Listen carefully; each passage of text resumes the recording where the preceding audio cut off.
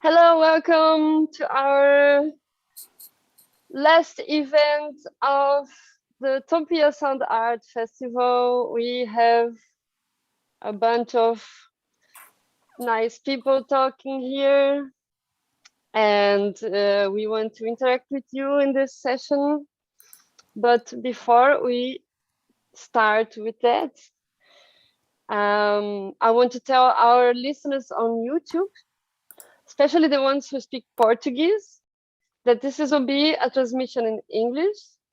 Nós vamos estar transmitindo em inglês. And if you want to have the translation to Portuguese, you can enter our Zoom session, which I will let you know the link as soon as possible in the chat, in the Zoom chat. And then you can choose the language, either Portuguese or English, depending on what is being spoken. Our translator, Stephanie Ricardo, will translate in both directions. So as I said, this is the very last event of our Topia Sound Art Festival. And as the last one, what I mostly wanted to say that I'm so happy with what happened until yet. And I want to thank all the artists. I want to thank everyone who helped and collaborated with us.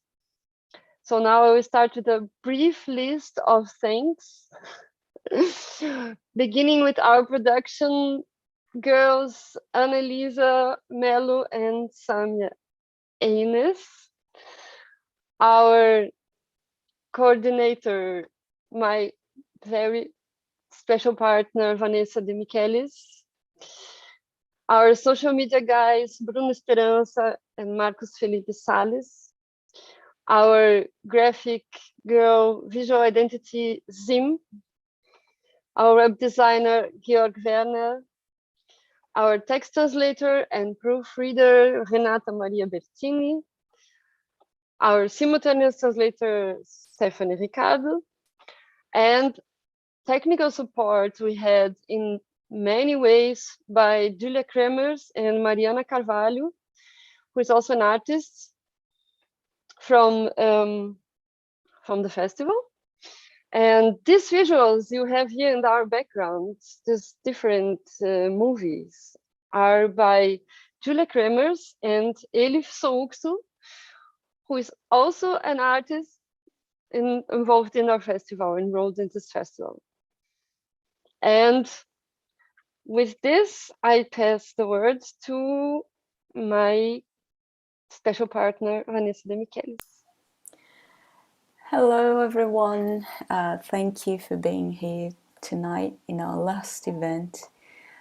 As Laura said, this is the last event of the festival, but also of the series of encounters that are called Bartopias or Botecotopias, which is the evening that we put together to meet, to be the social space of the festival, but also what would be some sort of panel or round table, but we didn't want it to be very formal, hence you can see that we're trying to have fun and be and have a conversation in a more informal way, bringing topics which we're usually discussing in a more formal sort of conference, academic, symposium form. So hopefully today, as our last event, we'll have lots to talk about. First, we'll have three of our guests. We'll talk a little bit about their work and the relationship with the works of the festival. They'll introduce themselves in a little bit. So we have Marcela Lucatelli, Fulya Uchenok, and also Sonora, Música e Feminismos. Yeah, the topic that we're discussing today, very appropriate for the end of the festival, is sound art festivals and the visibility that they have in relationship to the broad art and cultural sector.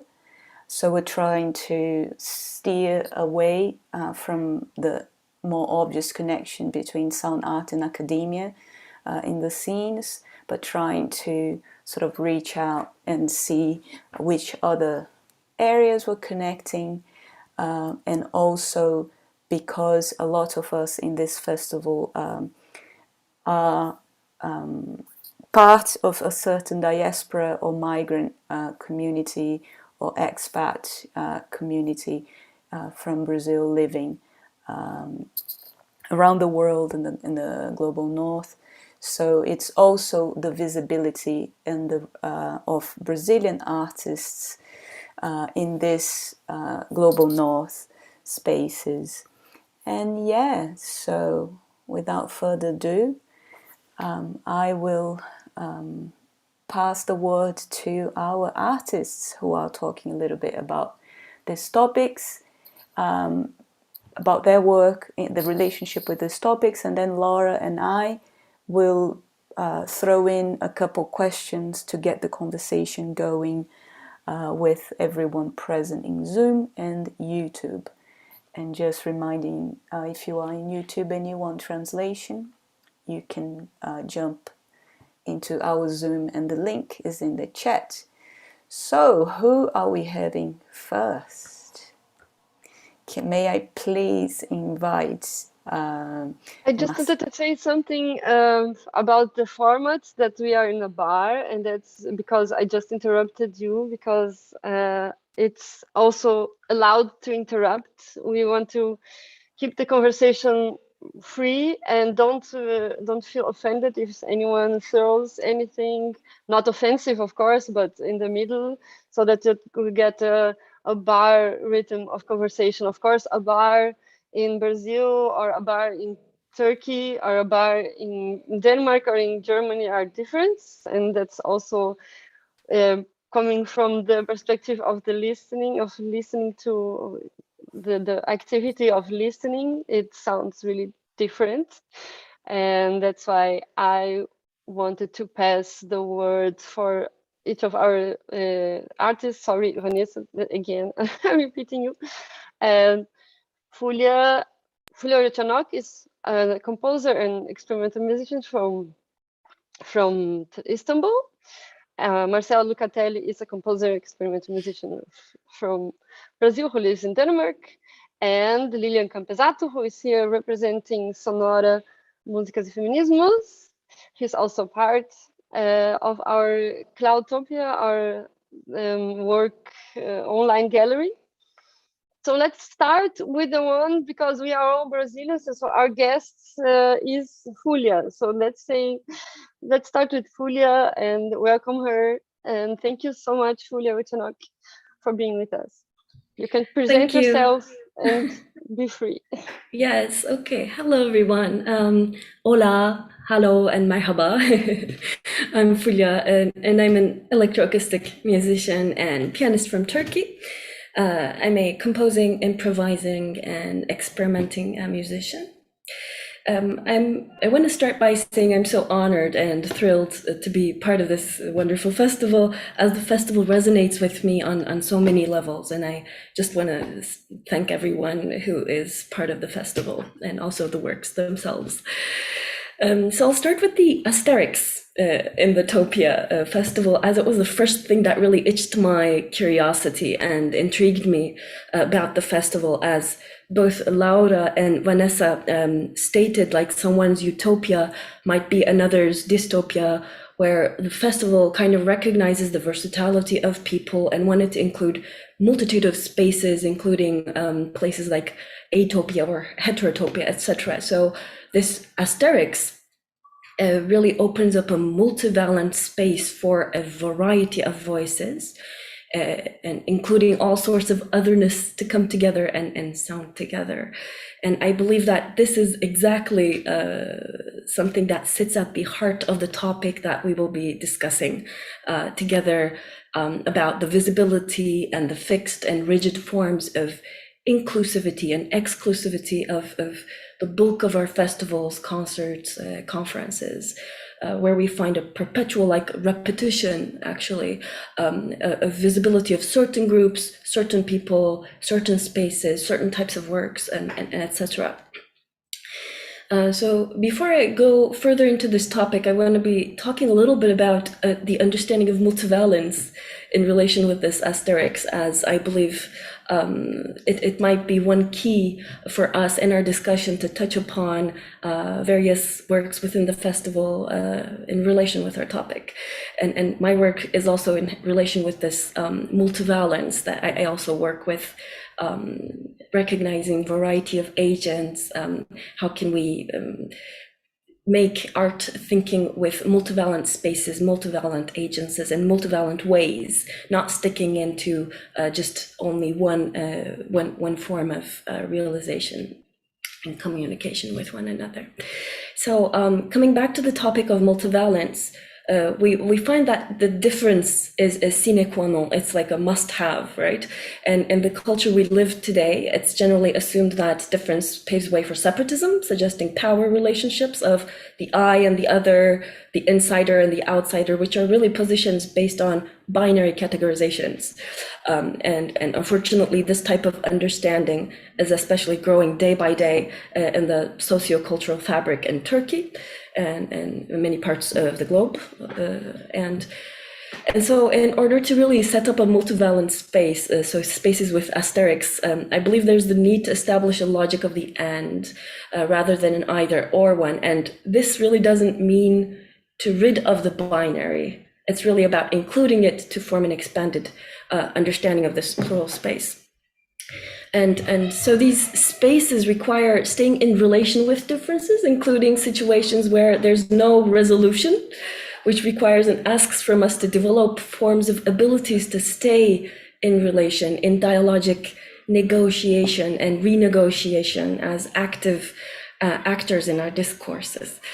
And movement here, I believe, is a key word, really, affording to be in spaces where power really moves and shifts, either singular or at times really multiple and shared, but always in flux. So I want to stick to this aspect of flux, of movement, and let it really color this talk and the questions and discussions.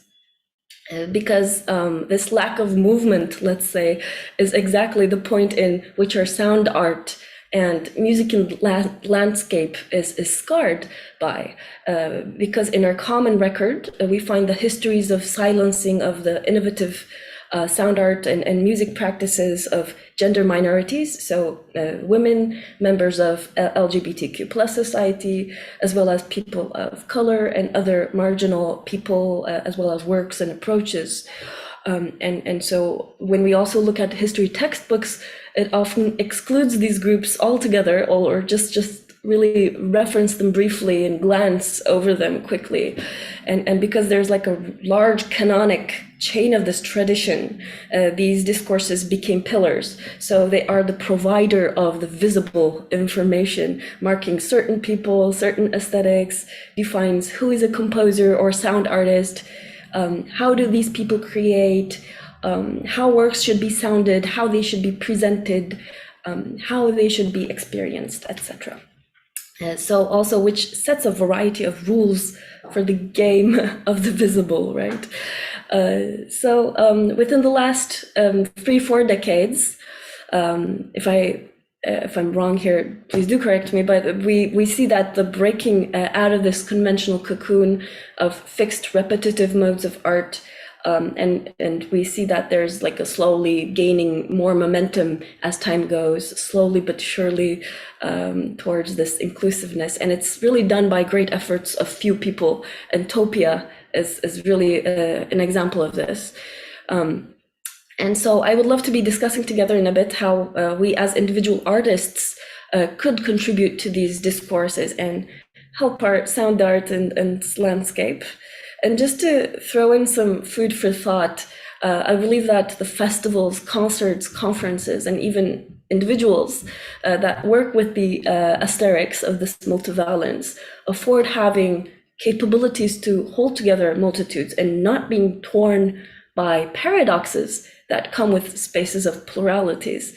And I really believe that this space where there's a continual consideration of issues of power, of desire, of empathy, of resistance, and most importantly, the affirmation of like both the similarities and differences could have a potential to contribute to cultivating an aware, caring, and thoughtful outputs into our common record. So without talking too much, I would love to be in conversation with you. I'll just touch upon some of the works within the festival and maybe propose some topics and questions which we can further unpack together. A lot of works within the festival really touched me, and I would like to start by talking about Speaking Through by, Nira Pomar, Elif Soguksu, and Mariana Carvalho. And these are three women from Germany, Turkey, and Brazil. For those who have not seen it yet, in their work, they asked a number of women the question, what do you want to put out? And they collected their responses as sound recordings, and by means of small speakers placed in their mouths, they walked with them in public spaces. So in a way, they became one with the voices and bodies of these women, where they move with them and let the variety of women's voices move through them, right?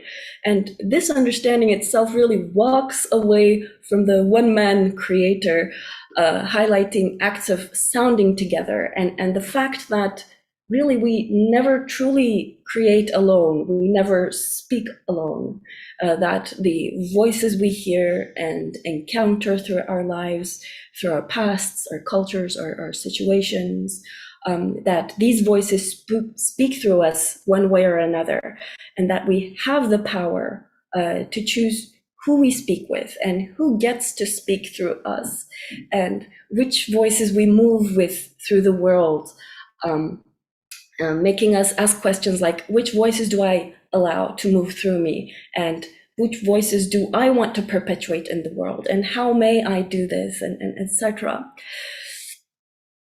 So the work and the performance was very clearly articulated from a performance art, sound art, and it evoked really an immediate emotional reaction in me. It really moved me greatly.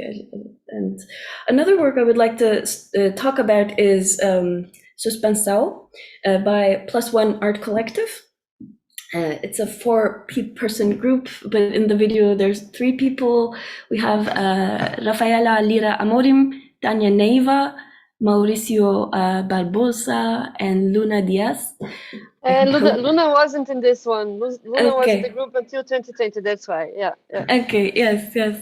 So the work experiments with ways of being and moving in dialogue with... Sorry, Fulia, hey, Yeah. can I just quickly, Yes. can I share the screen if you don't mind, and then show the works that you're mentioning? Is that all right? That would be wonderful, yes. Cool. Great. So yeah, so I'll just quickly go through Speaking Through and then jump to Suspensão straight away. Okay, yes. So I'll continue with Suspenso. Okay, yes. Okay, I think I'm moving on. Yeah? Yeah. Or shall I stop a little bit? Or shall we just take? Just move on with Suspensão, and then. Okay. Yes. No, Vanessa thought differently. And our random effect on the website is... So no, I'm just quickly showing the image of the powerful performance that you mentioned, which so and then I'll go back to Suspensão.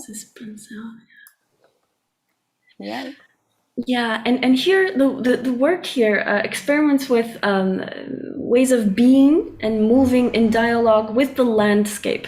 So, and especially with things we consider inanimate, right? The sand, the sea, the water, the wind, and their relation with human bodies.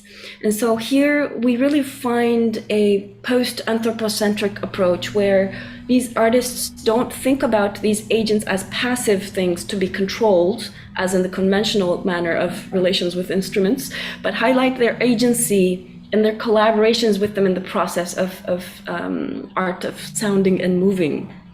So one striking example in their performance for me was these instruments that they created. So on these round structure where many bottles are attached, and they move and dance with these instruments where the wind, wind goes in and out of these bottles, creating various sounds. So in a way, highlighting agency of both bottles, the wind and movement. And here I thought like the aspect of contingency of the instrument is something that gives it agency, meaning that every parameter of the instrument and resulting sound could not really be controlled fully because of the unforeseen behavior of the wind, the angles of the bottles that come into contact with them, etc. And therefore the human bodies respond to moving with object bodies and the wind. And so instead of controlling the instrument, we find a more collaborative approach where the object bodies give voice to the wind, so it brings forth the body of the wind of the sound in the sound domain, and human bodies bring movement and variation to it, etc. And in the meantime, marking impermanent traces on the sand, as you can see here. So where they're really all interweaved in a co-creative, collaborative performance. So I found it very, very poetic in a way. And this work so also exemplifies for me, therefore, the merging of human and more than human bodies in collaboration. So it was also very refreshing, of course, to see the beaches and a spacious environment after all this pandemic lockdown between walls. So yeah, and winter arriving now. Yes, the wind felt, it's just, very refreshing and beautiful as well, visually too, when we come to look at it. Amazing, amazing work. So both these work, the speaking through and suspensor, we find really the merging of voices and bodies in different forms. And to do so, in generally, I believe as artists, it's important to develop the skill and the abilities to respond to other, which really depends highly on the acts of noticing and caring and empathizing, as well as really the fragile negotiation of balances, and to throw ourselves into these messy and lively acts.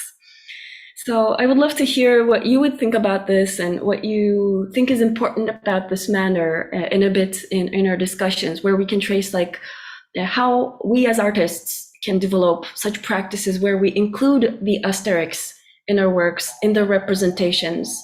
And to make a full circle, how can we contribute to making these works in the margins visible? How can we contribute to this visibility and so forth? And also with the work of the collective Impulso Sonora, who's also here with us and going to be talking about their artwork and experiences. Their work was also a touching project for me. As it embraces the variety of approaches of various people responding to a common message. Really, yes, you can now see on the screen. And by sharing this common message, they use this oldie but goodie tool, the Telegram, and they will talk about it in a bit, so we can go ahead and discuss this further together, and so forth. And I'm checking a little, maybe too much time, because I would like to have more space for discussions together. I will just stop here, but just want to say that each work has values in them, and there are many other works that I would like to touch upon actually, and maybe we can pick on the other ones together as well. Yeah. Yes, sure. Okay, wonderful. Yes. Super, thank you, Fulia. This is there's this first moment of kind of a bit knowing each other, and then after the three of us have spoken, then we can go freely onto these topics Yes. again, all Okay, the wonderful. topics. Mhm. I would like to invite Marcela because she's also a guest who has not been here yet, and special guest from Denmark, and voice artist and experimental musician. And yeah, please, you can tell more about yourself. Please, Marcela. Thank you so much. It's great to be here. It's great to be a part of this international erratic community aiming for new paths and walking them together. Yeah, I think I would like to talk a little bit about the theme of the whole conversation that you threw out, and I thought it's pretty broad. It can really lead us to unpredictable places. But I will take the opportunity to share a little bit more how I deal with this whole issue of visibility in my practice, because I think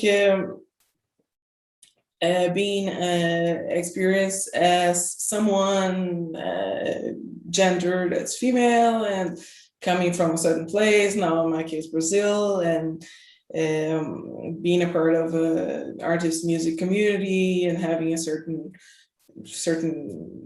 behavior, certain look, certain values, certain priorities. It's also something that has become material very strongly within my practice. So lately I've been interested in how to communicate this to people in order to share my reflections about this promenade through life. And one of the concepts that I found was interesting and also very connected to Denmark as a country, since I mean the main income of this country is actually coming from transport, is mask, that's a container transport. And so the concept of containerization has been very useful and pictorial for me to present some aspects of my practice that have to do with visibility. Because what happens is, like in the container, you have a package or something is being in movement, like Fulius we're talking about, and you don't really know what's in there, right? I mean, you have like usually a certain appearance, which doesn't need to be of a proper container, but a certain appearance that seems neutral or acceptable, or even approachable, familiar, things like that. And then what I do is that I use that as a strategy in order to affect like broader contexts, artistic contexts, being them like local here in Denmark or Brazilian or international in that sense. So I can like give a couple of examples that are very close to me of stuff that I've been doing recently. It's, for example, my Brazilian project that's just been released.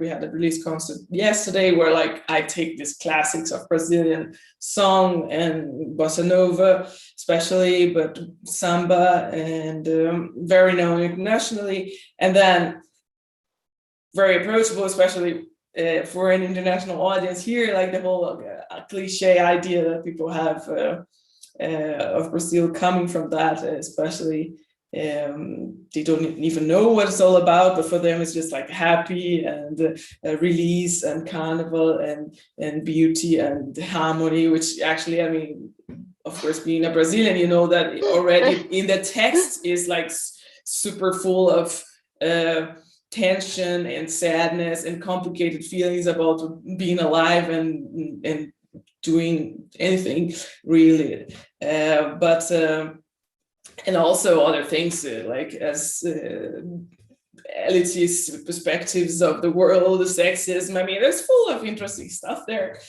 and then like I used that in order to find each song. I worked it out and made arrangements and pulled something else that was like under the surface, like bubbling, and so I actually could give a whole new perspective on that, which would be more contemporary to the times we're living, basically. So many people come to the concert, they think it's something, and then they figure out it's something else.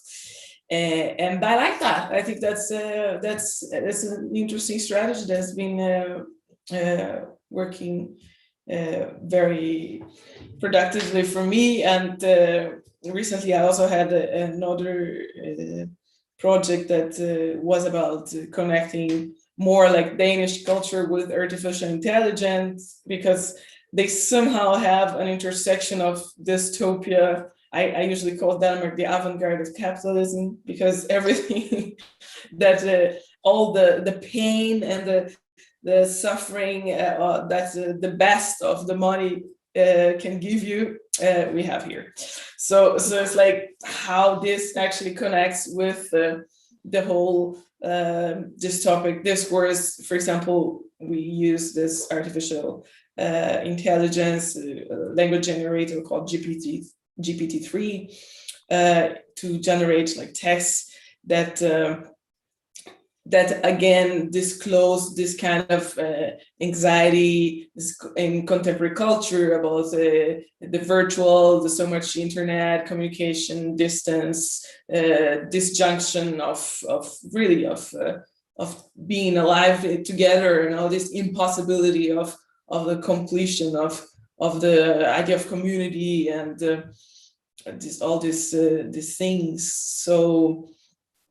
So again, people went to this thing and they thought it was, some people thought it was more about, we're gonna get this absurdity of the artificial intelligence. Some people more connected to the Danish culture, the kind of song tradition, because they have like a certain tradition here of singing, which is super strong, very different, for example, from the Brazilian songwriting tradition. Here is more like the whole community song. So people have like an archive of melodies that they set new lyrics to every time they go to a marriage or to a birthday party or to any kind of communal ritual. They have these songs that they constantly remake in order to fit to this different social context and address, for example, if it's my birthday, then the song will address me, or this kind of super site specific community art, if you want to call that.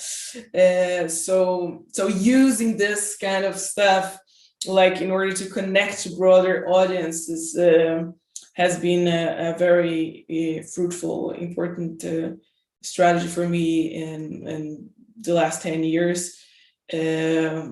Culminating in like pretty broad context intervention in this certain context, which both like changes the visibility, changes the image of those contexts, but also like of course the visibility of what I do, but also of the festivals that I am involved. Somehow I like to work with like, okay, what do we have here as partnerships and as contexts, and so that we can work in this relational way and somehow find the interesting knots where I can contribute, and so things can interlock in a what I call this prolific, productive way that actually generates new realities, new perspectives, new worlds, really. No, and so I mean, basically, I just wanted to throw this in the table, and then like I've just been promenading like really randomly in the material in the Cloudtopia, and just gonna briefly touch to two works. and one is you can show also the Bealuria, everything ends in ends. So just quickly, before I show Marcel, I was just looking at your websites actually. Do you mind if I show a little bit of your work actually? It's fine. Yeah, cool. So I was just looking. It's a very cool, like, about the Brazilian songbook. Yeah, exactly. It's like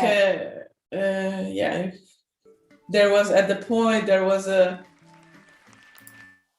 a mink crisis. The I don't know if you've heard about that, but the Danish government killed like millions. I can't tell you, but like I heard it. Mink farms. So I had a mink around my my neck. Wow. And then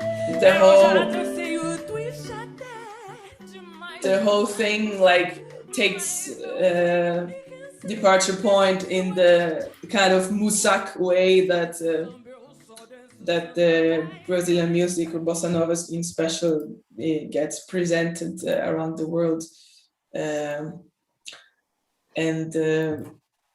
it ends up really surprising them, because then I mean there is arrangements that go towards like death metal and opera or punk. There's like samba versions there are totally punk and things like that.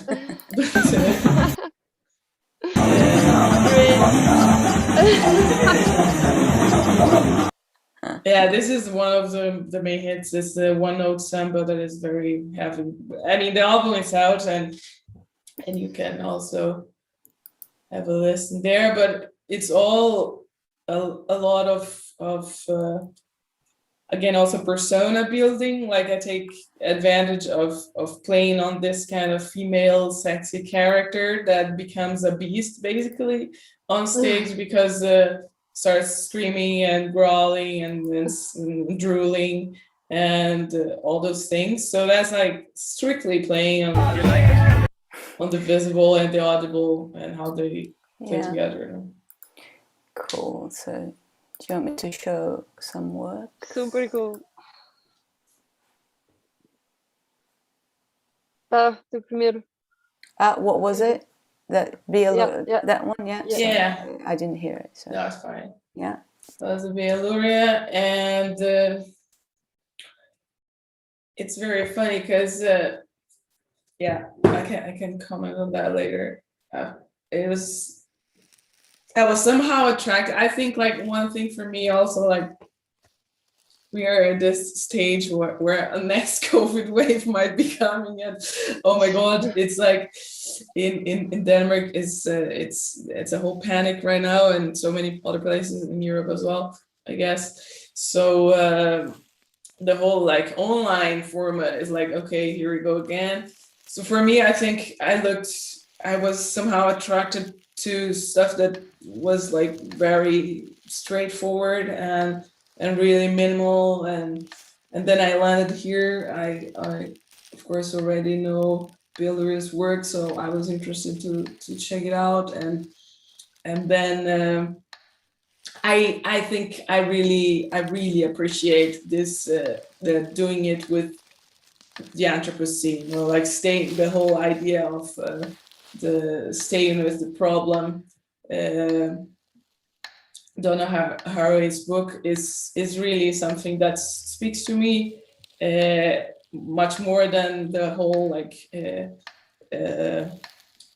preaching choir of, oh, we're gonna solve the problem. I mean, yes, we're gonna move an effect, but like, how do we stay with the problem and steer the pot in ways that maybe even more interesting things can come up that we can't in a rational and linear and conscious and so well-behaved and educated way, as coming back almost to the Aryan concept can predict. It's more like I'm really interested in what happens if we also remember that it's very very close concepts.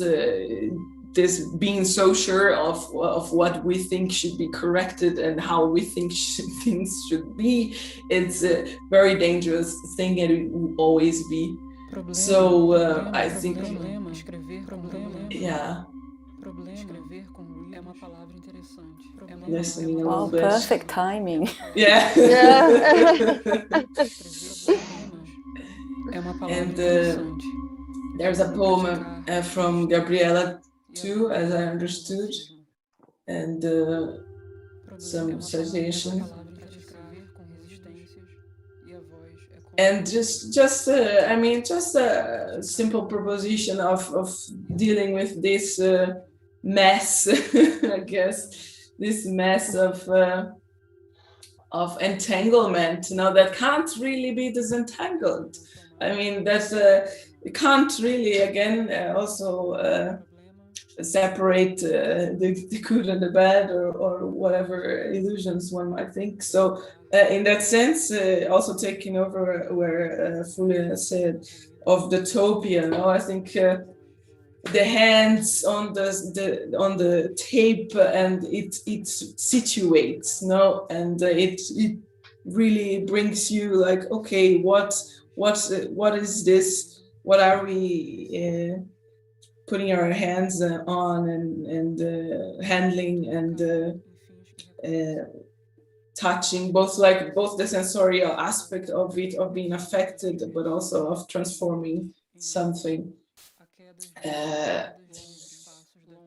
Just display. I thought just throwing it again into the pool, a display of affect and being affected.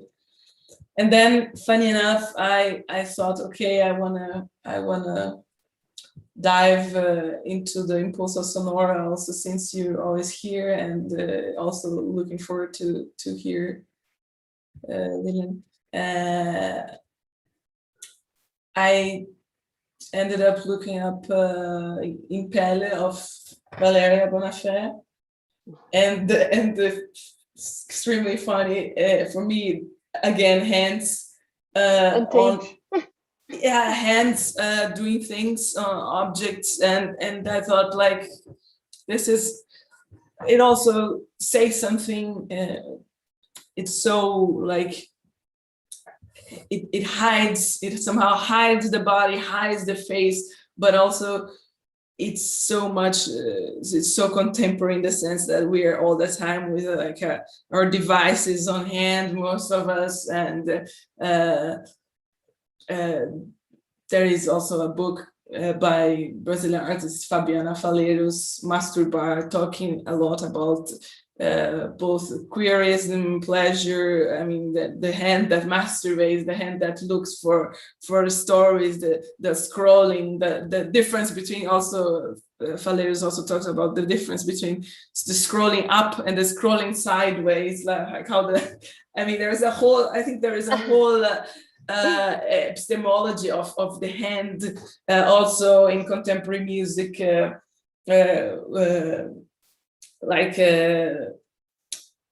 the music theater stage works love to work with hands, hand choreography. I use also a lot of hand preparations in vocal improvisation, but also vocal pieces that I write for other people. So I think contemporary culture, hands. And then here we have Valeria playing drums in a very scratching it, very sensorial, very very tactile way, that also very meticulous in the movements, but at the same time feels very improvised, and then some objects come up that again refer to some kind of you really get curious about the background, like why is this choice? Do you feel there is something very home-like and familiar about them, but you also feel like this kind of random like feeling about them, and there's this a little letter thing coming out, and in the end some kind of a Merry Christmas. The tape comes back apparently, and yeah, there is this nostalgia also. I think in the Bealurias with the whole dealing with the tape as a material, as both a sonic thing, but also I think really dealing with the history of the world, the history of Western culture, like tape. That's something that you can't really erase. And at the same time, we are scratching, and we can change this surface, and we can actually change it through producing sound, through like ethereal vibrations, but at the same time we can't erase it, and it's actually a positive thing in that sense, because it's only this the fact that there is something that gives us the possibility to affect it and to transform it in an affectional way. Yeah.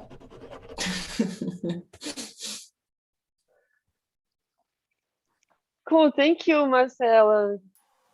Yes, I must say this funny enough connection there between the tape, and yes, I think too that this is the history of Western music and contrasts and appropriations, and so yes. And now I think, yeah, if you are ready, Marcela, or you wanted to say anything else? I'm good. Thank you. Okay, then I'll just pass the word to Lilian Campesato, who is also one of the authors from the Impulsa Sonora, and afterwards we can start our conversation. I can just go on. Hi, Laura. Hi, everyone. Vanessa and Julia and Marcela. And for me, it's really a pleasure to be with you and talking and sharing a lot of intimacies, and especially about a kind of a festival that I think is very rare, especially here in Brazil, that joins or put together a lot of very interesting woman artists. So I think that is a difference. Saying that, I'm here representing Sonora. Like I don't feel that I can represent anyone, but I can share the work that we developed and the idea that we have, but of course pass through my filters, Lilian. The idea of the festival, I have to mention that Sonora already participated in the last edition of the Dystopia Festival with like a showcase, curating a set of works about sound art. Of course, we choose just women artists, but it was very nice, and we participated also in the symposium, presenting a work about our network, that is the way we call Sonora, a network that we put together a lot of people interested in building a kind of community that, in my point of view, deals with like the creation, the building of a community, a feminist community, and deals with a kind of a politics of listening. But in this special edition this year, I think that dystopia, it's so present, that the word dystopia is so present in our daily lives here in Brazil. You can imagine that we are facing a very odd situation, that we choose to work with Utopia, I think, because trying to put together, to work together, to collaborate, to listening, to experiment really the difficulties in otherness. I think that it's one of the most challenging activity to do is like to put yourself in this position of really to be open to the other, no matter which other we are talking about. So I think that what we did, we put like an idea that we called Impulsa Sonora, that is like a very simple idea. For example, we invited, like, we are 5 artists from this network, from Sonora, and we invite another 5 artists.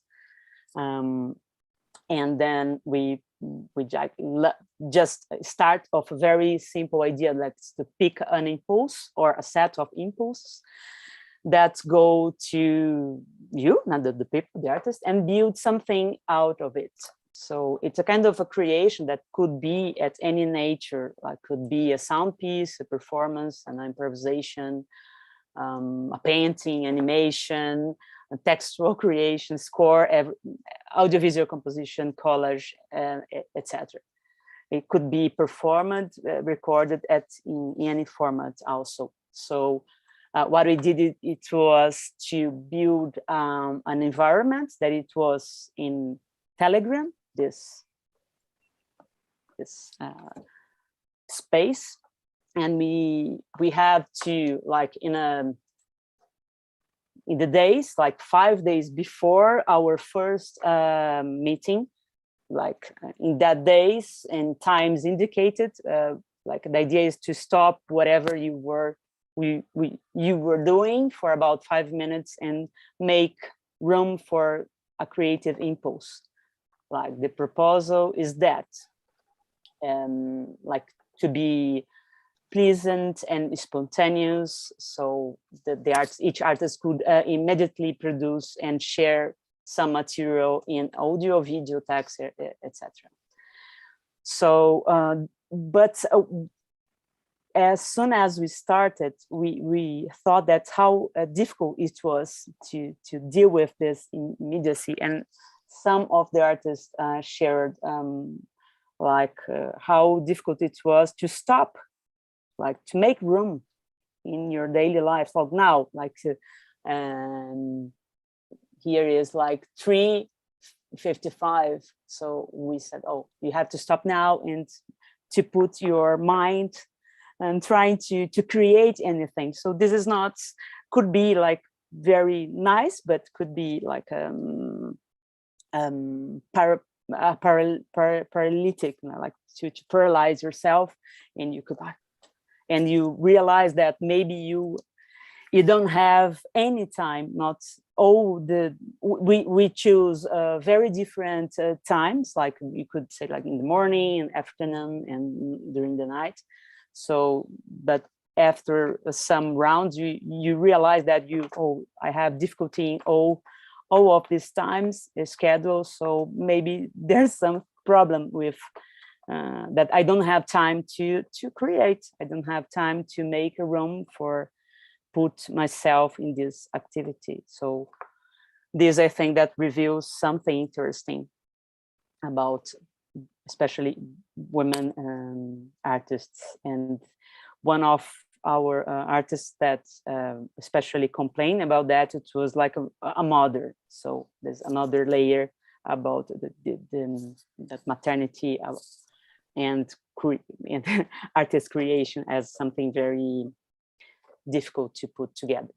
But okay, so we did that, and we have our first meeting, and we shared a lot of things, and the 10 artists were like very, very happy and anxious to share things, the feelings and the ideas of what happened in this week before the first meeting. And then we had to stop and to jump, like to have the next week to create like the impulse about impulse, the first impulse. So this, it was, we called like the work, but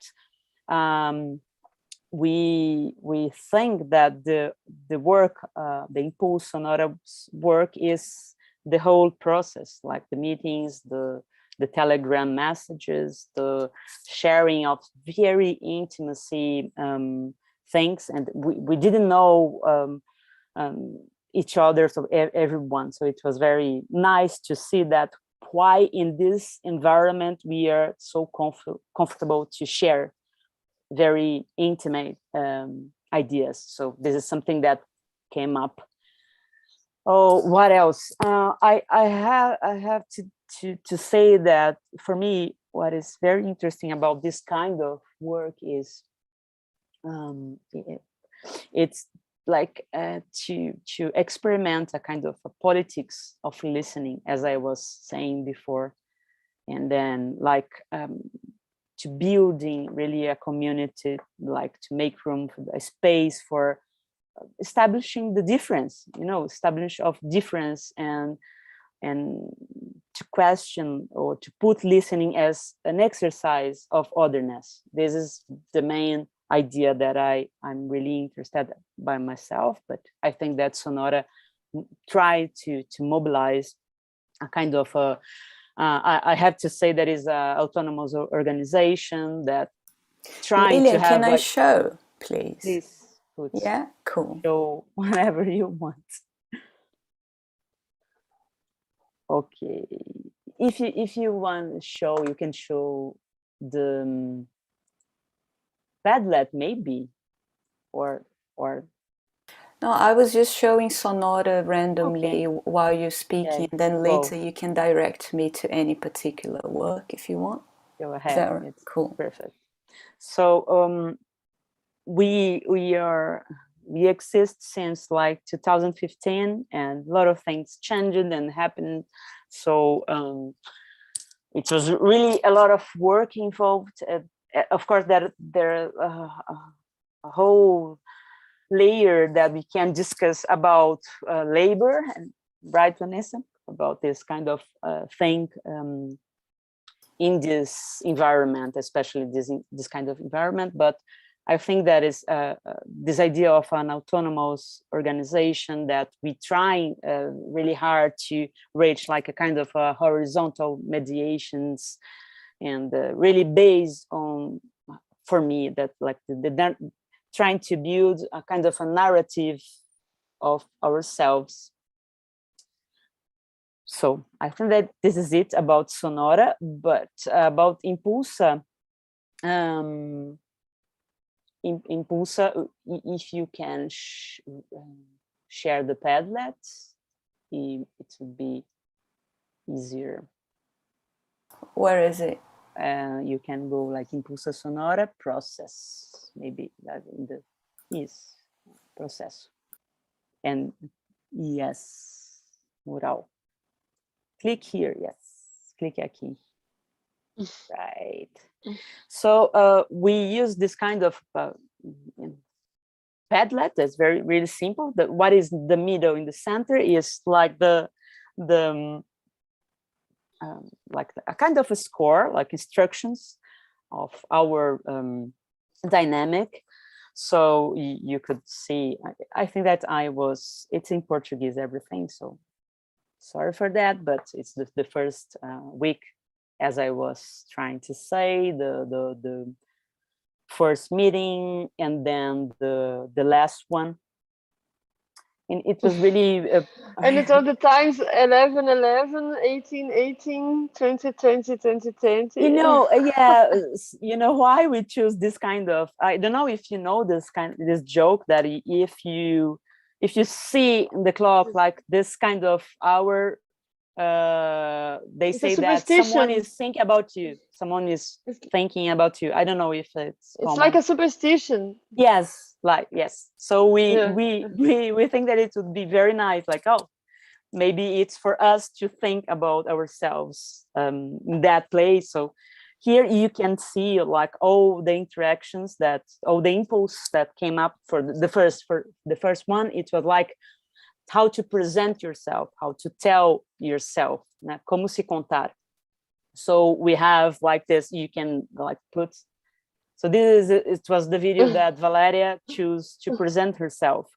So we were like what, why she just choose this kind of video to, what this has to do with herself.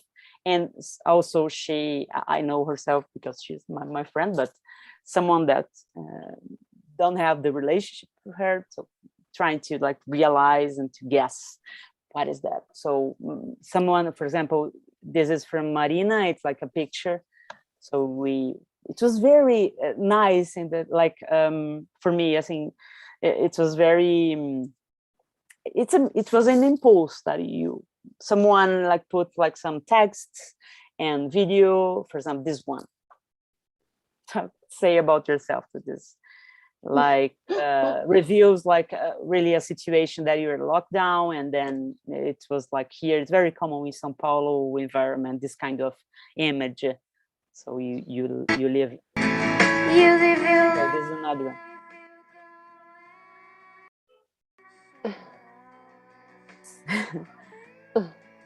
So as you see, it was really funny, really challenging, really nice to do this. So it was pleasant, like for, I think.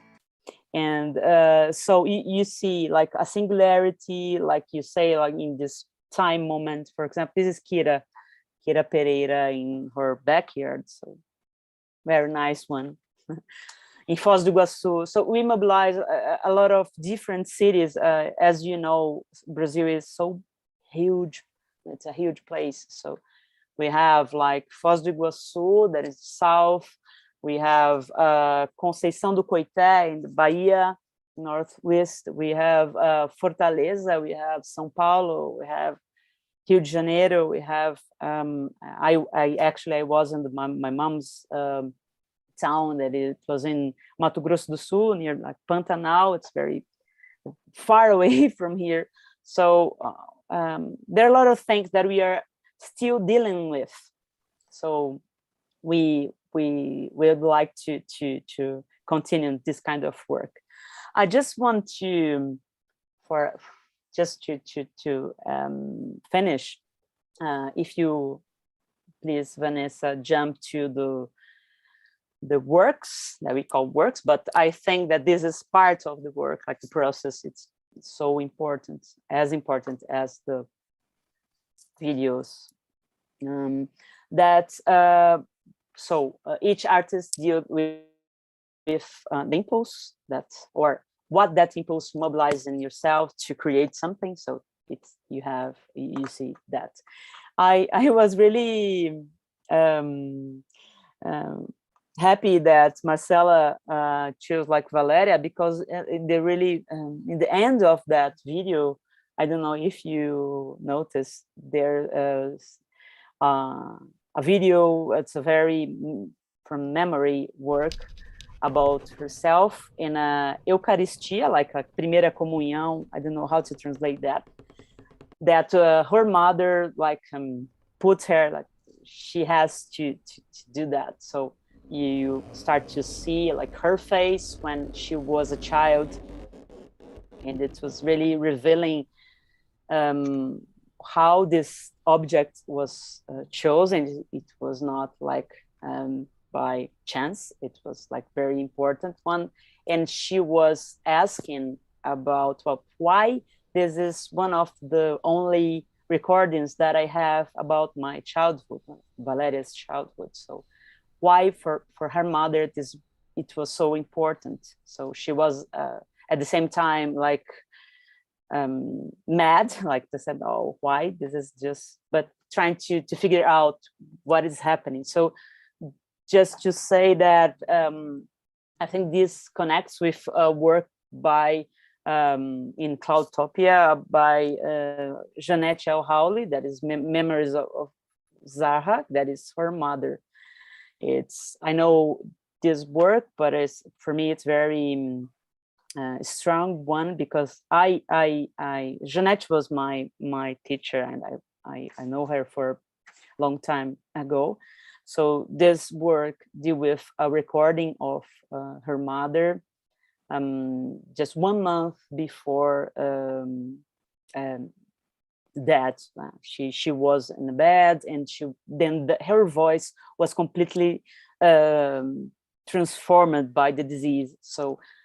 So she was dealing with like an image of her mother that it was really strong, like a Lebanese mother, but in this situation she was so weak and lack of energy. So the voice was really transformed by this experience. So now, not, but it's 2016 that Jeanette start to work with this recording. That is, for me, it's very strong one. So I think this is it. I talk too much, so we can try to discuss and share things. So thank you so much for the space. Cool. So yeah, thank you everyone. It's amazing how all of our guests led also the way to Impulsa Sonora, use them, that particular work as an example. And yeah, there's so much to talk about. From what everyone said, Fulia, you're amazing, thank you. Marcela, so nice to hear more about your work and get to know you more. And Lilian, once again, amazing, representing Sonora and all the super delicate and intimate work that you guys do. And missing you guys very much here. Yeah, so to start a conversation,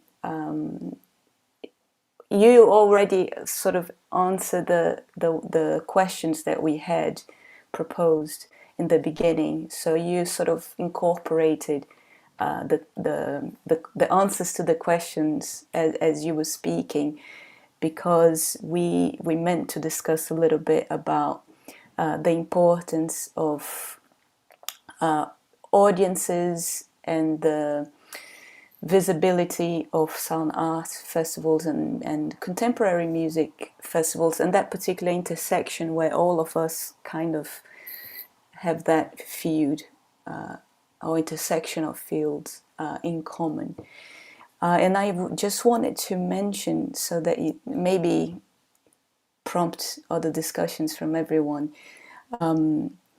Yeah, Fulia, you were mentioning a lot about sort of actor network theory and about the connection, the importance of the material and the objects and the elements that also play in the agency with our works as humans, as people, as so I just wanted to connect that a little bit with, make a parallel with the importance that also organizations, how the importance organizations have in terms of giving voice and space to us as artists.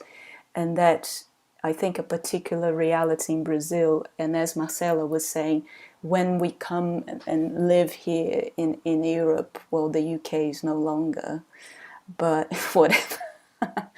But here in this part of the world, I think this relationship with our practice seen as work, it really like takes an exponential like direction, and is completely different from Brazil, where there's so much research, there's so many artists, there's so many people in the independent scenes, and there's so little work in terms of opportunities and possibilities and places that are resilient and that have more like long lives as organizations, being like artist run spaces and collectives, all the way to more alternative spaces that would allow these scenes to bloom more.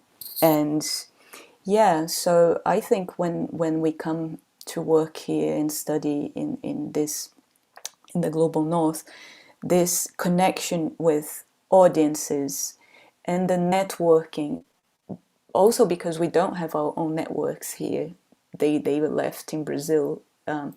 So when we come here, this new relationship, as Marcelo was even saying, like having audiences, this having a varied size and a varied demographics also. And by that I mean not the exclusive niche of sound art, but like connected audiences to other art forms and larger festivals and seasons and all of that. That really does make a difference in the work. And like Marcela was saying, she discovered a new, like, not a new, but other ways of exploring these tropes of Brazilianisms and feminisms and femininities as well, and all to her favor, navigating this new Danish world.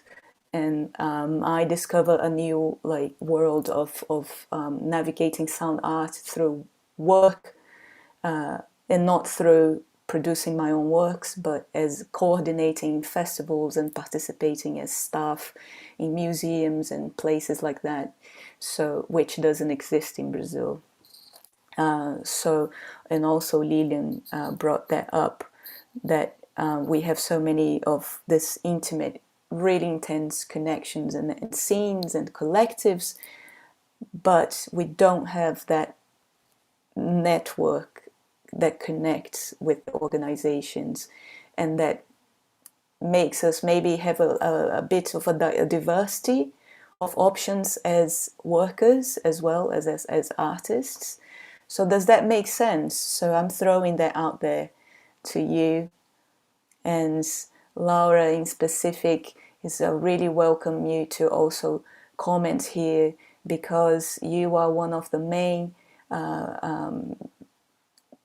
people that in the last 2 years brought us mostly virtually together, but through a lot of work as well, connecting Brazil, Germany, Turkey, Denmark, and also other people that are living out there, part of these networks, through the possibility of working and organizing festivals. So yeah.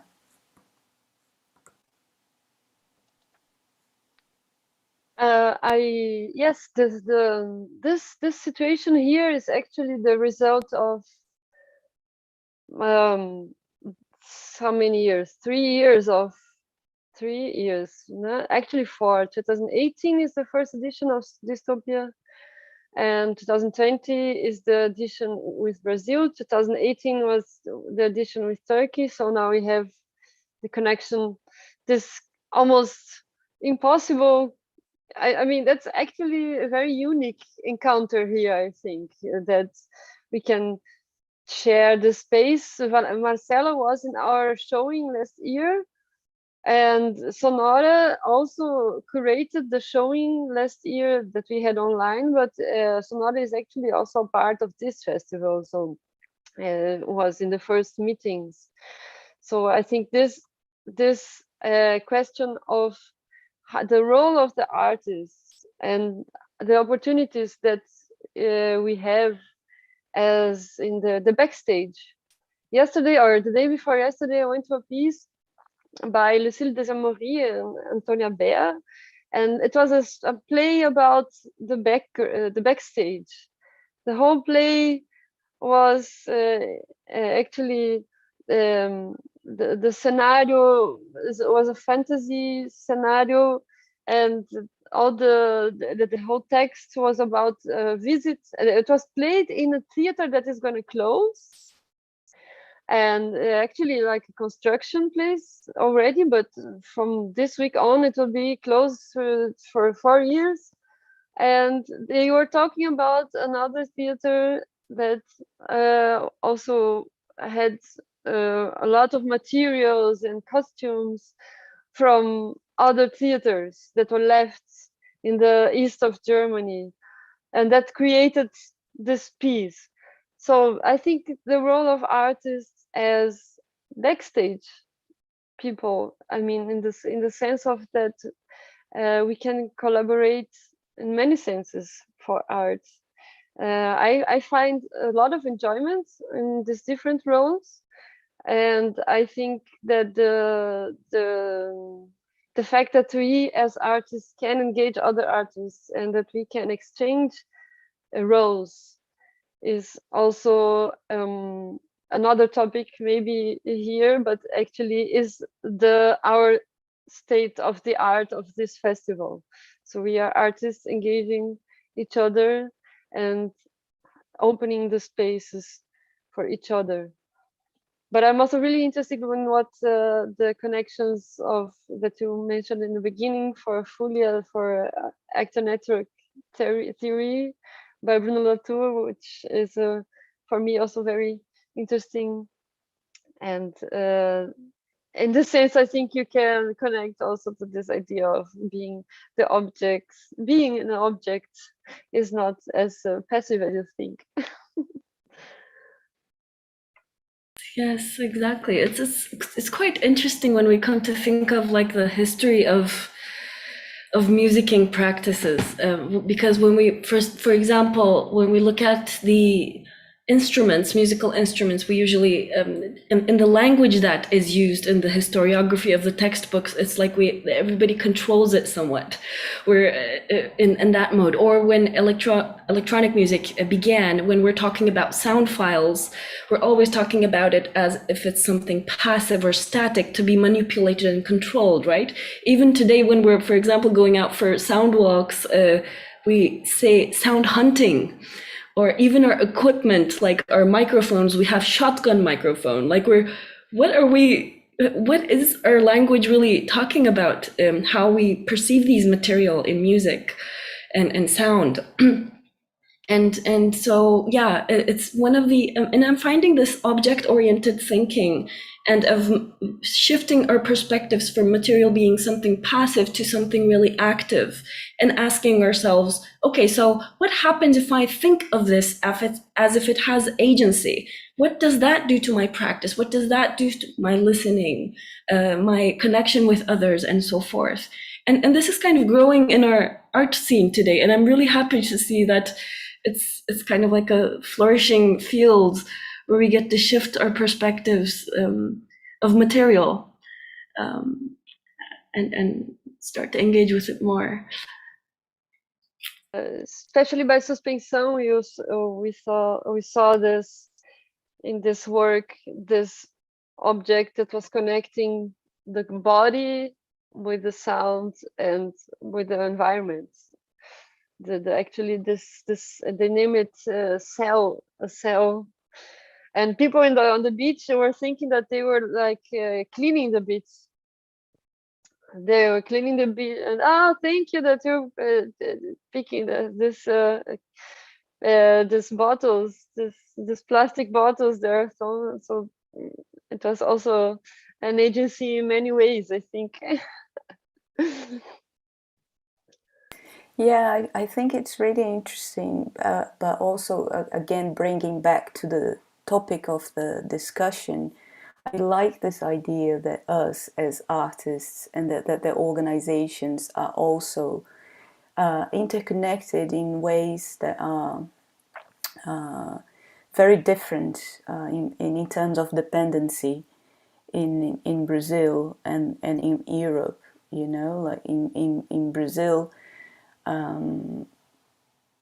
we are very resistant, and both resistant to sort of the institutionalization of the works, but also there's no institutions interested in in sound arts anyway, and contemporary and experimental music.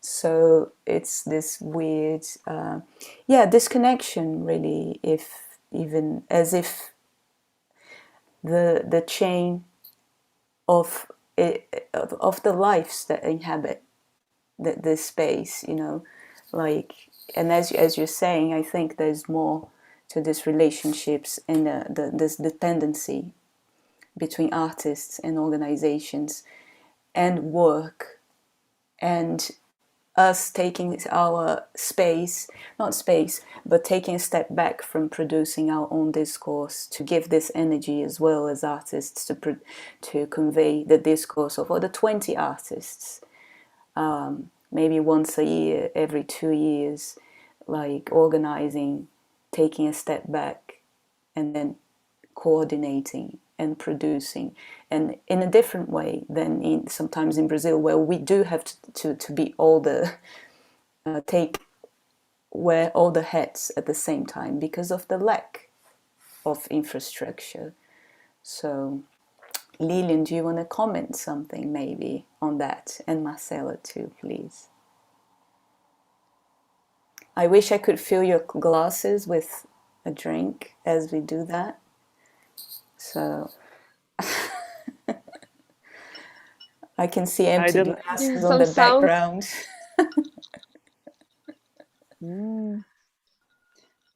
Here is so hot. I don't know, maybe you are envy, but here is really, really hot today. Yes, we are envy. Thank you. But how can I say, Vanessa? Really, it's a really different situation, environment, and the challenges. But I think we are starting to do something that is small, like the beginning, but I think it's really important because and I have to say that for me, like not as a sonora, but sometimes I feel really tired of doing that. I have to say, because every time you have to, like, it's an effort to put artists together and to invite and to make room, even if I don't have the support, if I don't have like the institution, as I'm unemployed, like the situation of like doing really we call here bico, like I don't know how to translate, like really gigs, jobs, yes, gig economy. Yes, so but I think really it's really important. It's really it's an important effort. I have to say that I'm trying to do that because after years of really hard work, you see sometimes like nothing, or even our friends, like artists, like almost all the time, like making criticism, and then you have to you can get better in a lot of aspects. But saying that, I really think that is really important to do this and to expand our network with you. Like this is a very good example, like to support ourselves, to really help. If you have any kind of foment or like money to support anything here, you'd be very big, because we are facing a very difficult situation, especially now. It was better before, not amazing, but it was better before. Now it's like you know now of what I'm talking about. So I really think this is very important to share and to listen, to put this really amazing works and to show this. So I don't know if I answered. Maybe I'm not in an optimistic today, but I have in a bar you shouldn't answer anything. In a bar you just talk. You don't have any responsibilities. We don't have to save the world. Yes, actually I wanted to pose a question that I wanted to pose in the beginning, but now it's connected to what you just said, Lilian. Marcelo, now a specific question: how do you see the connections between the concert scenes in the experimental music and the music theater, more not like Staatstheater or opera like this, and other scenes that are not the academy? How do you see this in Denmark? Because I think also Berlin is not Germany, so the scenes here are pretty different. But in Denmark, in Copenhagen, I would say, where you live. Yay. Yeah, I was thinking many things. Just adding before I jump into this, I was thinking about what Lillian said, and also how it became clear to me. This is bar, so I'm just gonna talk whatever. No, but how it just became clear to me during the pandemic, like the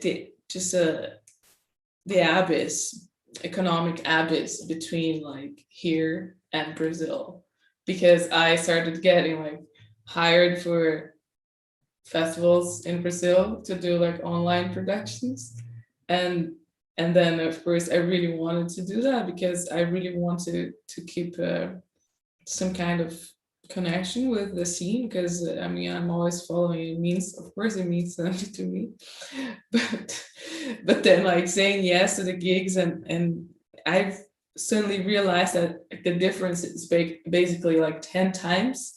It's like what they were offering was like 10 times lower than what I usually get here, and that is like 10 is a number. I got like deeply kind of struck by that in a way that, like, of course I knew it was somewhat very distant before, but like of course again the whole situation now and the how the money value has been affected after the pandemics and stuff and the government shit, it's just become worse. So I mean, another, it's so low key, but like a thing that I also try to do sometimes is just like hire people in Brazil. I can't do that, and no one's gonna like stay in front of me. So like when I get the opportunity, it's just like to leak some resources for collaborators there. It's always some kind of a personal satisfaction, a little pervert, but it's, I mean, if it's what you can do, it's also just what you can do. And yeah, about this scene thing, it's so different. Like wherever I go, like I've also like I've lived in Italy for a little while, in US, and also have some experience with Berlin and London especially. But like here in Denmark, it's interesting because maybe like kind of noise is still like the place where I think I wouldn't be able to say if it's because they don't want like to be state funded, or it's generally because it can be difficult. But like whenever things get both too collaborative, that's interesting, because still like there is this kind of focus in the individuality of the artist and the composer. So I see like projects that are more collaborative, they have more difficulty in being funded, but also I mean, of course, the more radical sonic wise, I think it's more complicated. But maybe I would say it's even more difficult with collaborativity, because that's like a more structural thing, and that's it's usually complicated. They like that you have like the functions very very well stated.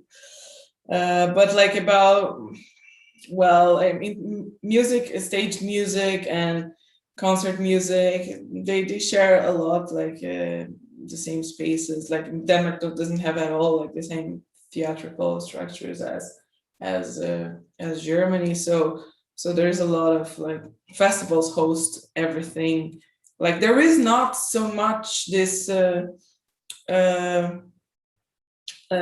focus, like spaces specific, like for what would be framed as sound art.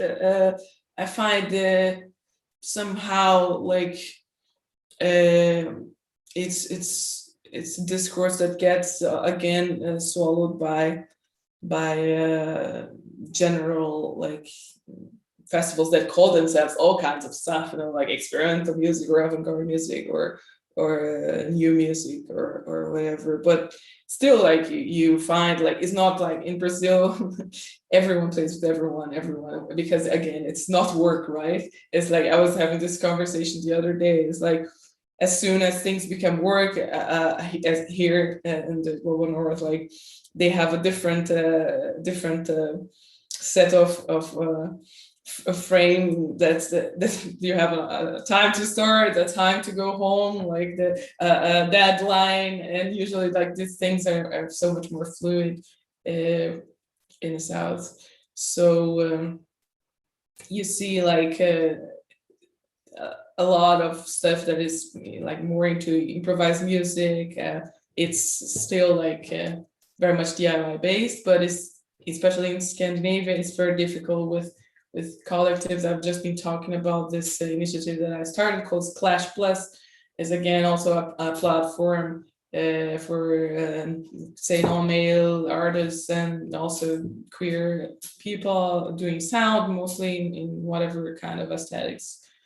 And it's very difficult to engage people in a collective feeling without like it becomes institutionalized or bureaucratic in that sense, which is a thing like that I think Sonora does very well. No, it seems to me the contact that I've had with it, this was very fluid space where here like things very, very fast become some kind of small bureaucratic repetition of a bigger institution, and which sometimes can be good because then you have access to money, but also it really can make the whole possibility of creative process and development quite stuck into this previous kind of already existing formats. The frame. Thoughts. I mean, to frame that they are framed then in this organization obligations. Yeah, I know that's true. Yeah, this is really dangerous, and I still don't have the answer for the question: how is it possible to not become bureaucratic? Yeah, it's so funny that you say that as well. That, oh, you know, how about sound art spaces? And I'm here thinking that really this sort of idea or utopia of a sound art space or a city that has lots of sound art spaces, doesn't happen in London, doesn't exist. It's really like there is sound art, some exhibitions, some archives, but there isn't really a sound art or a sound artist like run space. There are a couple spaces that are contemporary music, experimental music / improv / jazz / Jussara Marçal and Kiko Dinucci / installations, so that the space of the other music, like that there are a couple spaces like that, one more concert focus, the other more like radical DIY focus, but sort of the same content. But there a lot of artists here, they say that still, like, other than academia, that has BAs, masters, PhDs and postdocs in sound art, like they find sound art really, really, really privileged, really niche, really individualistic, and really not like a thing that, even if they work with sound, there's a lot of artists that work with sound among other things, But this sort of notion of calling oneself sound artist, you know, as a thing that you grab, as we say in Brazil, with unhas e dentes, like with, you know, fists and claws and teeth. It's really a thing that I think comes from academia a lot. Not necessarily from practice. Because as we know in Brazil as well, you know, to work with sound, you really have to work with soundtracks, with film, with composition, with DIY electronics, with music, with installations. You're really all over the place. Like doing a lot of multimedia and intermedia art, not really sound art. What is that anyway?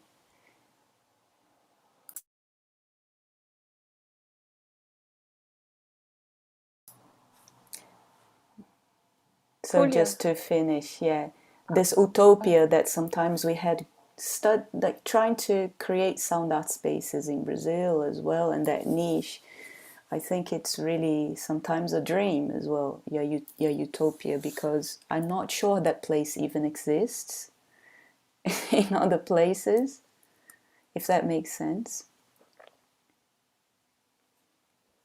Yeah, I think I'll just give some more energy to your discourse. I think, I think maybe it's interesting for me because I hear a lot from sound art in the Brazilian context, but also like as you said, in the academic context.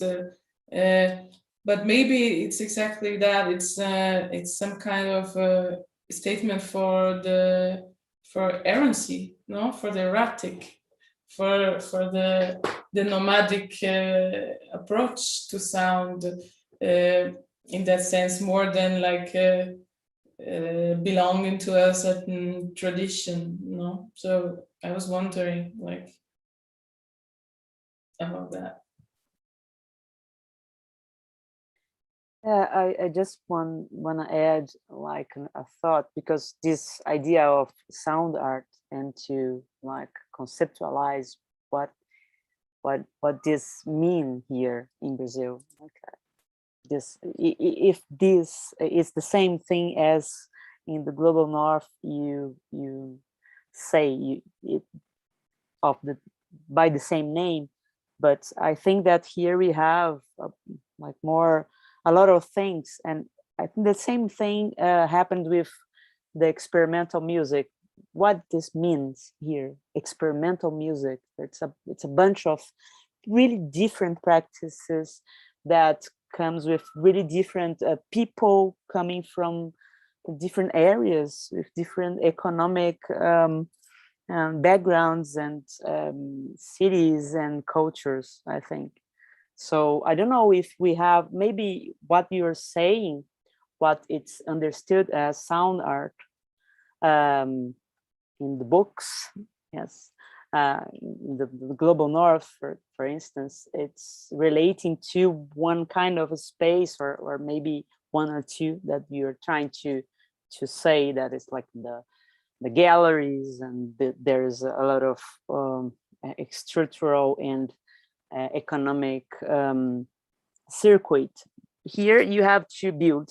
If you want to do something, you have to build, or maybe there's some house.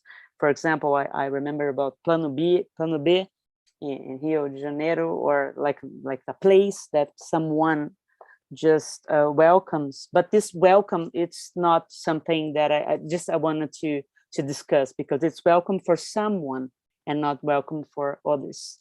I was discussing this yesterday with Rafael Sarpa, it's a friend, about this kind of thing, because when people here in Brazil trying to call like places as Plano B or Ibrazotop or Encum as something really interesting in their words, really open, really amazing place that welcomes everybody. If you want to show whatever you want to play, or there's some really different stylistic or aesthetic things or practices, but we have to put light and trying to really deep this conversation about for whom, who is sharing this space here. That is so, you know what I'm saying, Vanessa. I think because you lived this kind of environment, and then this maybe this kind of underground scene in these big cities like São Paulo, Rio de Janeiro, Belo Horizonte, and Porto Alegre, etc. But we have to think about this. This, of course, it's about privilege, and that you have to think about this experimental idea. Experimental music is it's what we call. I'm always remembering about Gégé Albuquerque's idea when he was writing about the avant-garde experimentalism. Why this is just, when you use this word here, it's related to like modern art week, like Semana de 22, or this really inventive environment of really modernist and full of changes, and it's just for one kind of repertoire. He is claiming why the people from samba, for instance, that they invite like inventing surdo. This is an instrument, just putting like a really bottle of like butter, an old one, and put some pele, like couro. I don't know how to help me, please. Skin. Yes, skin. And then this is not. We can it really change the style of the samba. That is a kind of the way they play. Why this is so just related to a kind of just really a small part of people doing a kind of practice. Why Alcibiades, what he invented was not claimed as experimental, inventive, or avant-garde. So just to leave an idea about what we are calling, what we are suppressing, silencing, and why. Yes. Yeah, definitely. His text, I think, it was mentioned in one of the, in Suspensão, when they presented the work in Topia. They also mentioned a text by Gégé Albuquerque, which which I will look for the link to put in the chat. And in the meantime, maybe Fulia can step in as well to comment. I'll be right back with that Gégé text. Yes. Thinking about the academia and the real world, let's call it, and the division between the two. I'm right now in the academia as a musician in Istanbul. You cannot make your life just being a musician if you're not in the popular genres. And the underground scene, let's call it, the more experimental or even contemporary scenes could be considered underground right now, although slowly growing. They have certain types of groups of people, as we were just talking. The same kind of grouping happens, of course. And so, for example, when we see contemporary music scenes, we see that it happens around academia, or either academic spaces, or people who come to the concerts are just, people from the academia. Or when it's experimental scenes, again, certain types of groups of people come. And I always think about how can we really, maybe we can also think about this together here, like what can we do to bring these spaces, also make them a little bit more impermeable and connect with one another. And it's a very, very difficult thing I'm seeing there's, because it's still, we tend to think, because of these conventions and the pillars of thought that we were talking about that defined the history and defined who is visible, it always thinks with schools of ideas. And so even when we come to think of audiences, perhaps when we look at the audiences, because the works are not visible, of course people don't know how to engage with them, find meaning, because they don't have the set of possible ways to, have them figure out ways, right? So I was thinking of, okay, so how can we make these a little bit possible, like taking all of these information that is built in the academia and the ivory towers and bring them to ground and create networks and pathways. And it's just so rigid and it's so difficult. And like these festivals, I think are just amazingly valuable spaces. These gatherings, but then how can we even, make these more available? Again, we come back to the idea of what you were saying, Laura, I guess, about as artists promoting artists and creating more and more networks like that, somewhat kind of fusing these groups of that, as we were talking, like these conferences that have very rigid structures, and also these types of soft events. What happens if we mesh them together and create a mess? What type of mess does that do? And maybe explore more experimental forms of these. What would happen then? I don't know. I'm just thinking out loud right now. And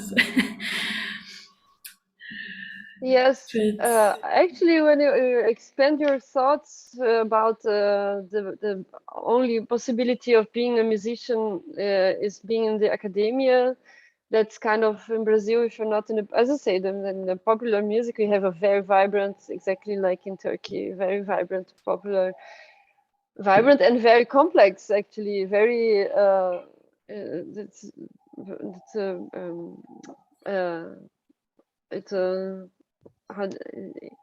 very I say complex that you don't have actually in the levels of education and musical education. No, you don't have more this differentiation if you say it's a popular musician that's less or more than a classical musician. So that is actually the same level. But to live on music only on concerts now, with the pandemics, we saw this situation that if you only live on concerts, then your everyday bread is taken from you. But actually, I wanted to say something different about the academia. I think there's a problem because academia is actually a very nice concept if you think of the idea that you're actually putting people together and learning and then sharing. Well, with the sharing, I must say, it comes to a point where you don't want to share actually, because then someone would steal your idea. And yes, but on the actually it's a nice concept. And what I think is happening now with this right-wing movement that we're having, I don't want to get so political, but yes, so there's no chance. If you're a person, you're political. And I think that is the distance that has been created, and it starts in school. It starts actually in the primary school. If you can keep people out of school for some point, people who are left left on the way, like they have difficulties at home and that they cannot go on school. But it's sometimes a very simple thing that I think a strong social state will be able to help. But then you have the other questions with the nationalism idea. So a state is here for our originals. So the originals are able to keep with the school system, and the other ones are having difficulties from the start on. And that's what happens if now the people are criticizing science or criticizing science. So it's a very broad sentence now, but that people that don't believe in science, as of science would be something that you believe. It's like confusing between belief and knowledge. So I think this is something that is broader than we think, not only in the sound art context, but I think there is a lot of potential for the academia to connect with society. And I see some programs and some connections and some in some contexts here, but it would be super ideal if it's really be more open somehow. I don't know, I also don't have the solution, but I think maybe that is something that could be I just want to add one thing, Laura, because I think that especially here in Brazil, we have to make like justice about like public universities, that they have really a very big importance and have space for a very different set of practices, not just in art, but other ones, because it's free. But until now, I don't know, maybe will change in the future. But we have for access, we have a lot of things to discuss about what kind of access we have, but it's still, they are public and free of charge for the students, especially the master's and PhD environments, and then undergrads too. So I think that the university make they have a very importance, especially in the small cities or cities and far from São Paulo and Rio de Janeiro, that is economic center of Brazil. So I really think that it's really very important, and we have a very new generation of people working there, like professors and a lot of colleagues, and we have universities in Bahia and different kind of university, new ones, that what they say here in Brazil, that it was made in the Lula government, and then it was really important for the practices, for access to give access to people who want to work in this kind of thing, and in cinema or other practices. And we have to say that because it make a difference, I think. We're coming to the end of our Boteco, our conversation, and maybe all of us can say in about 2 minutes some last words to wrap up. I really liked what you said, Lilian. Maybe that was your 2 minutes. It was very well said, actually. Yeah, good points that Brazil's universities are public, and that this practice is being developed in that space. For my last words, I think I just like to point. There's so many things, but I'll choose to comment what you guys were just saying, which was really interesting, Laura as well, and Fulya, which is that I think sometimes with academia, one of the issues is that you are encouraged to go further and further into this very particular niche, and encouraged to go more and more and more and more, and then because that's what's going to give you the more specialist title and grant you more space and more funds and more prestige. But then once you're out there in the world of work and with other priorities, you really are not, you can't afford that space and that time for all that niche, and like Marcelo was saying and Fulia was also saying, sometimes when you're thinking about work, you have to come up with a composition or with a project for a composition or for performance in about 2 days or about a week, and projects to the level that are as good as the projects that sometimes in academia you have 6 months to work and to study and to come up with a proposal. So that's really like when you're working in the, for me, this gap of knowledge, of science, of money, and of space also has to do with this, because if you're focusing on work, you really have to work in a different speed and in a different depth, and also you are like looking for connections with other parts of the cultural sector. You're not really looking at differentiating yourself in the niche so much. So for example, if to get into art residencies, I so many times transmuted my work into visual arts. So basically the same sound installation, if you make a video of it, you will be able to go into the visual arts exhibitions, residencies. Depending on how you frame your work, you go into jazz festivals rather than DIY experimental music festivals. So all this sort of errancy, but what Fulia said in the beginning, which is it was not the multitude. I forgot the words that you were saying for multivalence. Yeah, the multivalence. Thank you. Of sound arts. Like if you connect it with other spaces, if you connect it with other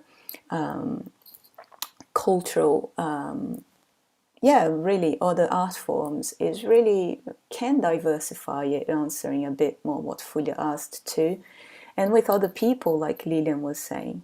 So really, this niche thinking, and then this multiverse thinking is really 2 different ways of approaching your career, in both in practice and as a form of work. So that's my last words. Thank you, everyone. Thank you, Yuta, for being here, Elif as well, and for everyone in YouTube that's watching, plus our producers and translators who are here supporting us in Zoom.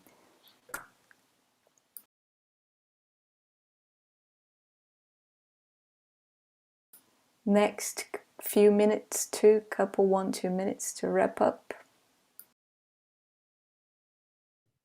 I can go. Oh, all right. Yeah, I think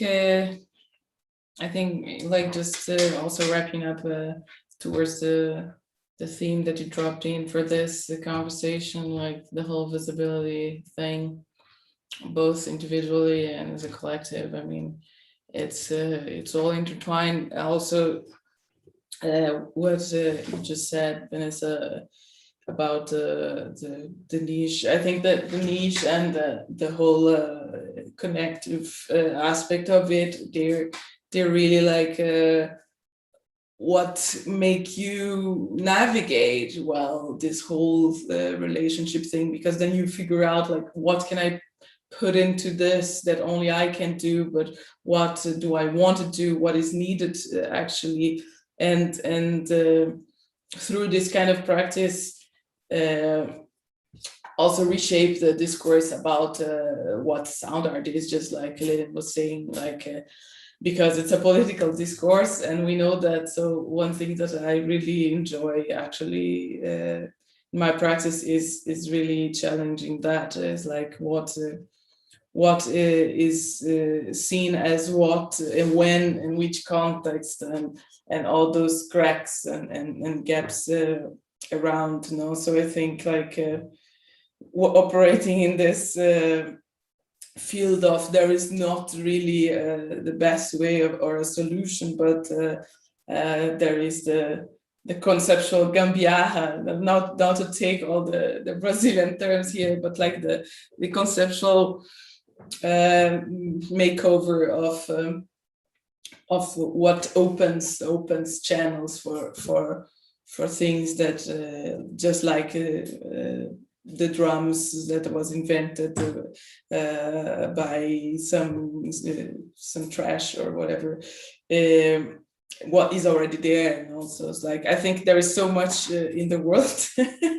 So like I'm very like inspired by taking a look of what there is and how we can actually intervene on it, and in the most radical sense. No, like let's invite people from other environments to be also in this. I mean, I for example, I'm really into theory, but I have never been into like an academic program in my life, for instance. No, so I mean, really taking like people that actually could enrich and enlarge each other's perspective, instead of trying to translate in a more pedagogical way of what it could be, which is sometimes what often happens. No, when festivals are looking for inclusion, and like then the whole thing kind of gets lost in some very well-meant attempt very often, but also not always. There are interesting festivals doing interesting stuff regarding that.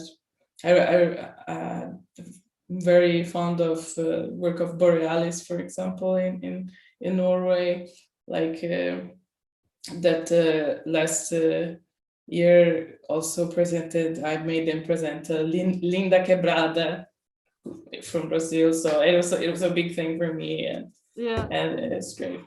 So I wrap up with that. Take the small advantages of to make something big. Yeah.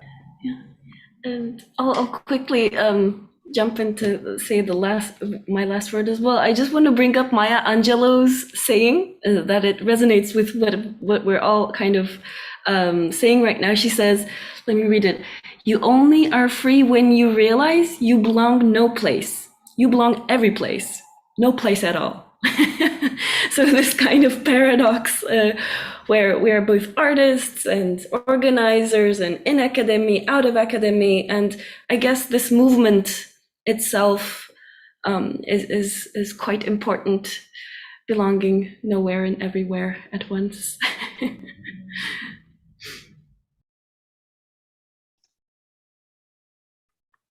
These are very cool words, very cool the ending words. Thank you, Julia, and also actually in a social way, like your classes or religions or colors or whatever. Actually, we all are the same.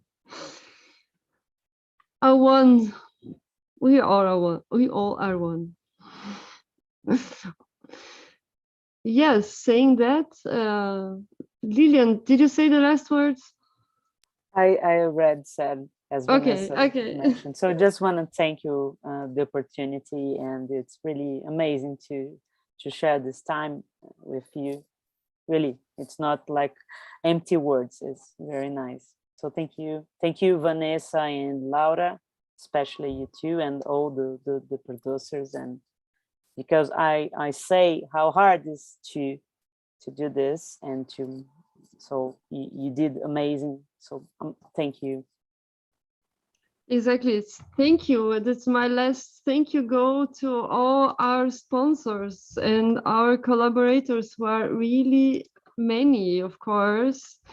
And first of all, Goethe-Institut São Paulo, die Beauftragte der Bundesregierung für Kultur und Medien here in Berlin, and the program Neustart Kultur, and the city of Berlin, and the Senatsverwaltung für Kultur in Europe. And all our collaborations with the institutions in Brazil, the universities, USP with Sonora, Unirio for Fábrica de Sons Eletrônicos, the Universidade Federal do Recôncavo da Bahia, Sonatório, and Soma Rumor 2, the festival, the Encounter for Latin American Sound Art, and the Cultural Academy Tarabya Istanbul, who helped me during the organization of this festival. So I want to thank everybody. And with these last words, is if Vanessa has other last words, we can, otherwise we can play our saying goodbye video. I think we can all raise our glasses and open our cameras of course. just toast to the end of the festival in our bar. Thank you so much, everyone. Thank you. Thank you, Elif. Stephanie. Thank you so much. Thank you. Thank you. Thank you, Fantastic. everyone. Very short time actually, but I enjoyed a lot, and I hope to see you soon in person. Thank you, Annelisa and Samia in the background for Kotiara production. Oh, Annelisa. All right, so I'll just